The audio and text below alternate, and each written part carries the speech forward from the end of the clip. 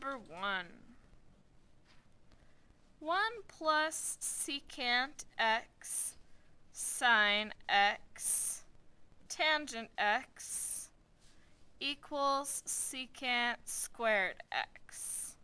Okay, so when I say verify this identity, this could be considered an identity. This could be considered a formula that's true. But we want to verify that we know it's true, and after we verify that, we could technically use this as an identity when we're doing other things. This would be an obscure one, though, so this is definitely not one of the common identities to memorize, if it is in fact an identity. Okay? So what we want to do is just work on one side of the problem or both sides of the problem, but without crossing over that line. So we cannot use the rule of what I do to one side, I do to the other side. I have to kind of ignore that side while I work on this one, and then if I'm not able to get it done, then I can start working on that side while ignoring that one. But you don't want to completely ignore them because you want to keep this goal in mind. We're trying to make one of the sides look like the other one by using other identities that we already know. Okay? So one of our hints was to start on the most complicated side first. I would think that that's the left side, don't you?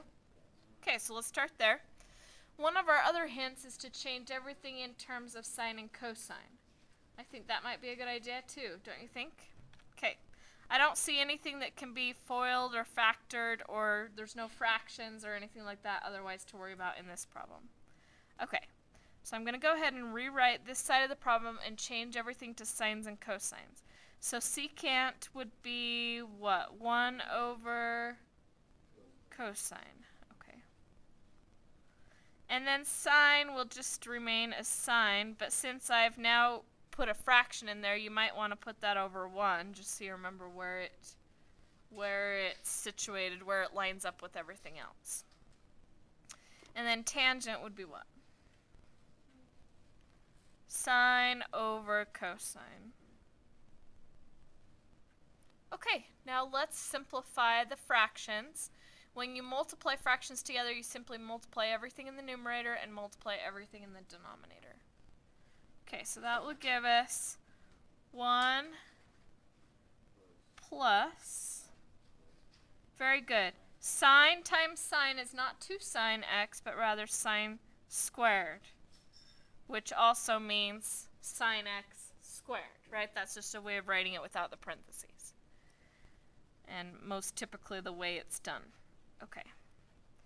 All right. What is sine over cosine? Is that another identity? If you want to, you might want to write out this step.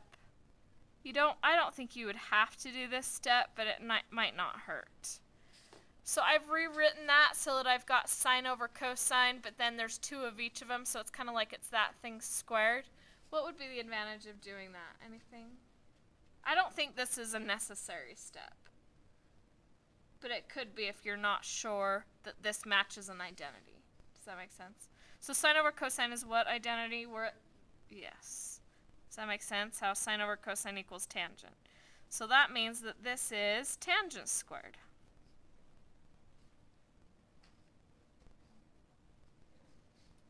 Okay, now keep your goal in mind.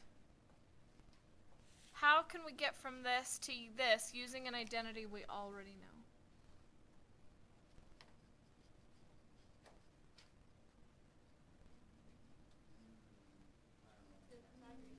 It is a Pythagorean identity. So now, do you see why you want to memorize those? Yeah, there are 3 different Pythagorean identities. I told you last time that you should memorize them, but just in case you don't memorize them, I showed you how to get them again, right? However, memorizing them is a very good idea so that when you're establishing identities, you have that memorized and you just know quickly that that is the correct answer.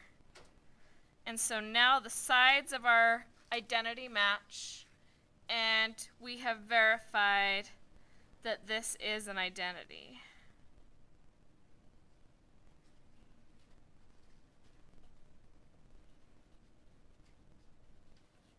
Okay, we verified that it is an identity. We proved that it does equal, that side does equal that side. you get the general idea? Aren't you just so excited to do these? I can see the excitement.